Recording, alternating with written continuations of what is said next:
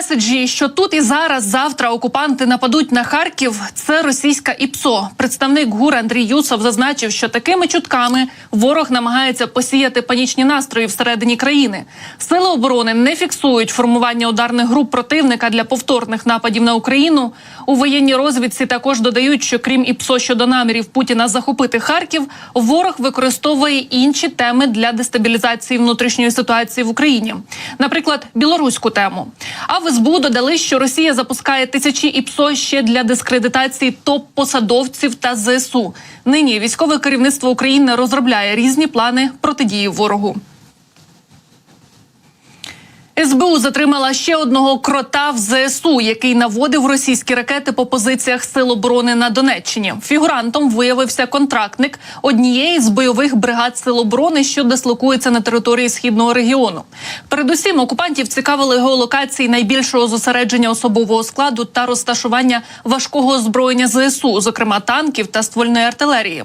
Щоб замаскувати підривну діяльність, цей кріт працював на ФСБ через свого батька, який у серпні 23-го року виїхав до Росії. Для переїзду в РФ він, як багатодітний чоловік, перетнув кордон у напрямку Євросоюзу, а звідти переправився до країни-агресора. На території РФ він встановив контакт із пропагандистом та колишнім співробітником ФСБ Сергієм Карнауховим. Саме йому батько фігуранта і зливав розвіддані про сили оборони, одержані від сина. Карнаухов передавав ці відомості своєму куратору з ФСБ. Наразі зловмисник перебуває під вартою, йому загрожує до 12 років тюрми. Крім того, вирішується питання щодо повідомлення про заочну підозру батьку затриманого та притягнення його до відповідальності за злочини проти України. Голосування Конгресу Сполучених Штатів за надання допомоги Україні може бути відкладене ще на кілька тижнів, пише про це Bloomberg. Спікер Палати представників Майк Джонсон обіцяв винести законопроект на голосування відразу, як депутати повернуться з канікул 9 квітня. Однак джерела видання кажуть, що голосування в Палаті представників США щодо допомоги Україні навряд чи відбудеться щонайменше до середини квітня, а можливо навіть і пізніше, оскільки спікер Джонсон досі намагається подолати спротив з боку радикальних республіканців.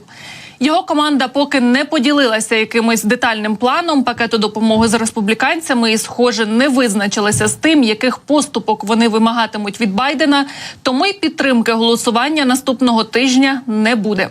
Раніше Джонсон говорив, що змінить умови надання допомоги. Це може бути або кредит, або конфіскація російських активів як компенсація та скасування мораторію адміністрації Байдена на нові ліцензії на експорт зрідженого природного газу. Тим часом у НАТО засуджують дії Конгресу США та закликають якнайшвидше ухвалити пакет допомоги для України. За словами генсека Альянсу, члени НАТО несуть відповідальність за ухвалення рішень і забезпечення українців боєприпасами для протистояння російським загарбникам. Кожен день затримки з рішенням у США про надання більшої підтримки Україні має наслідки на полі бою.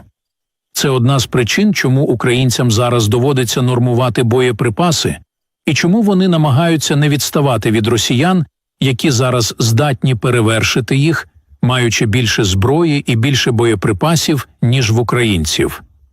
Щоразу, коли я зустрічаюся з представниками Конгресу США, а я зустрічався з багатьма з них протягом останніх тижнів, вони запевняли мене, що є більшість у США, а також у Конгресі США для підтримки, але поки що вони не змогли перетворити цю більшість на рішення, а це саме те, чого ми всі зараз чекаємо і чекаємо невідкладно.